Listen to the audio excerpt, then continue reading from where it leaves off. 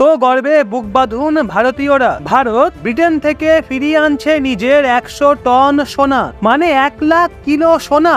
এত সোনা কি লুট করেছিল ব্রিটিশ শাসকরা? না বন্ধুরা, এমনটা নয়। দেখুন, বিদেশে কিন্তু আমাদের অনেক সোনা রয়েছে, সেগুলোকে ধীরে ধীরে ভারতে নিয়ে আসার পরিকল্পনা চলছে।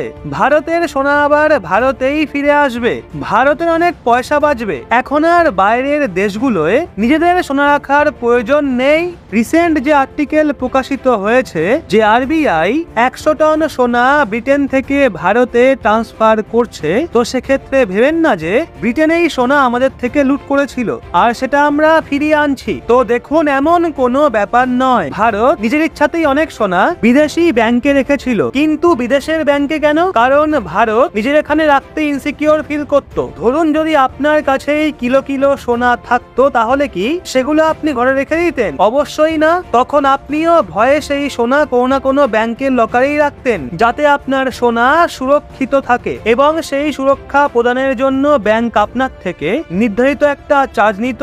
এখন ভারতও একই কাজ করেছে, বিদেশের ব্যাংকে সোনা রেখে দিয়েছে। তো রিজার্ভ ব্যাংক অফ ইন্ডিয়ার কাছে সোনা রয়েছে 822 টন। তো এখন এত সোনার মধ্যে মাত্র 308 টন বা 308 মেট্রিক টন সোনা আমরা ভারতে রাখি, এবং যা বিদেশে রাখি তার পরিমাণ 514 মেট্রিক টন। তো এর মধ্যেই 100 মেট্রিক টন সোনা যেটা আমরা ব্রিটেনের ব্যাংকে রেখেছিলাম, সেটা আবার ভারতে ফিরিয়ে আনছি। এখন প্রশ্ন উঠতেই পারে যে এমনটা কেন করা হচ্ছে, এবং 514 মেট্রিক টন সোনা আমরা বাইরের দেশে কেনই বা রেখেছিলাম? এই নিয়ে ভারতের বড় বড় বিজনেসম্যান, সিইওস তারাও টুইটারে এই প্রশ্ন তুলছে, আরবিআই এর এত সোনা বাইরের দেশে পড়ে আছে, আমরা এত বড় রিস্ক কেনই বা নিচ্ছি? যেখানে রিসেন্টলি আমরা দেখেছি আমেরিকা এবং ইউরোপীয় ইউনিয়ন রাশিয়ান ডিপোজিটের সঙ্গে কি করেছে। রাশিয়া যখনই ইউক্রেনের ওপর অ্যাটাক করে, তখনই রাশিয়ার অনেক ফরেন এক্সচেঞ্জ রিজার্ভ, গোল্ড এবং আরো অনেক অ্যাসেট যেগুলো ইউরোপ আমেরিকায় ছিল,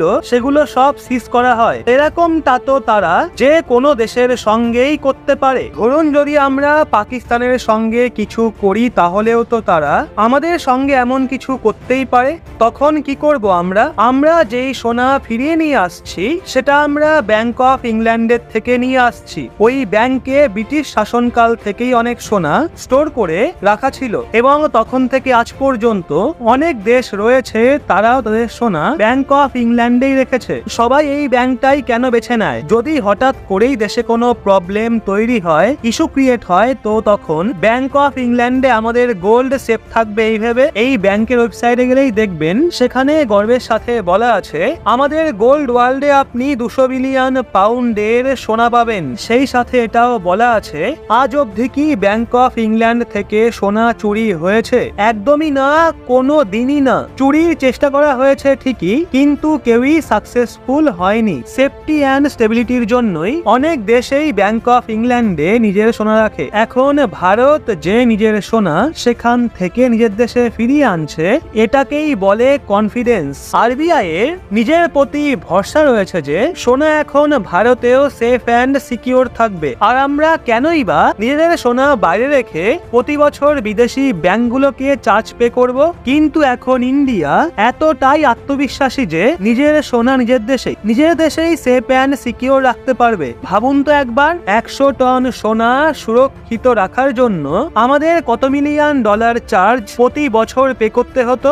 এখন ইন্ডিয়ার এই ট্রেন্ড কন্টিনিউ থাকবে। G7 কান্ট্রিগুলো যেভাবে রাশিয়ার গোল্ড ফ্রিজ করে দিয়েছিল, সেটা সত্যি ভয় পাইয়ে দেওয়ার মতো। দেখুন কালকে কি হবে সেটা আমরা কেউই জানি না। এখন নয় G7 এর সঙ্গে আমাদের সম্পর্ক ভালো আছে, কিন্তু ভবিষ্যতে কি হবে সেটা কি কেউ বলতে পারে? সবটাই নির্ভর করে ওই দেশগুলোর প্রেসিডেন্টের ওপর। যদি নতুন প্রেসিডেন্ট আসে এবং সেই প্রেসিডেন্টের নীতি অন্যরকম হয়, যদি সে ভারতকে নিচু চোখে দেখে, যদি সে প্রো চাইনিজ মেন্টালিটির হয়, তখন সিচুয়েশন ভাবুন কেমন হতে পারে। সেই জন্যই তো সোনা বাইরের দেশগুলোতে রাখার থেকে ভালো নিজের দেশে এনে রাখা। নিজের দেশের সেফটি অ্যান্ড সিকিউরিটি বাড়াও। জানেন তো, great power comes with great responsibility. এখন সোনা ভারতে আসছে, আমাদের শুধু নিশ্চিত হতে হবে ব্যাংক অফ ইংল্যান্ডের যেরকম ট্র্যাক রেকর্ড আছে, যার জন্য তারা তাদের ওয়েবসাইটে গর্বের সাথে লেখে যে আজ পর্যন্ত পর্যন্ত চুরি যায়নি কিছুই, একেবারে সেম স্ট্যান্ডার্ড আমাদের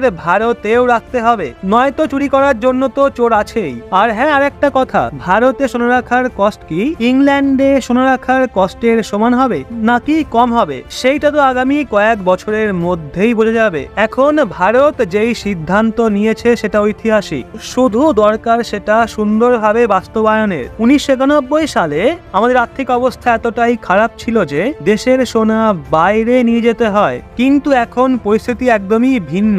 এলআইসির যে মার্কেট ভ্যালুয়েশন রয়েছে সেটা পাকিস্তান বাংলাদেশের জিডিপির থেকে বেশি। আজকে আমরা যেইভাবে এগিয়ে চলেছি একটা দেশ রূপে, যার জিডিপি বাড়ছে, আরবিআই এর ডিভিডেন্ড বাড়ছে, ইকোনমি বাড়ছে, তো একজন ভারতীয় বা একজন প্রতিবেশী হিসাবে আপনার কি মনে হয় ভারত এই যে সিদ্ধান্ত নিয়েছে সেটা কি একদম সঠিক? যদি সঠিক বলে মনে হয় তাহলে অবশ্যই কমেন্টে লিখবেন আই সাপোর্ট ইন্ডিয়া। বাকি ভিডিওটা কেমন লাগলো সেটা অবশ্যই লাইক, শেয়ার এন্ড সাবস্ক্রাইবের মাধ্যমে জানিয়ে দেবেন।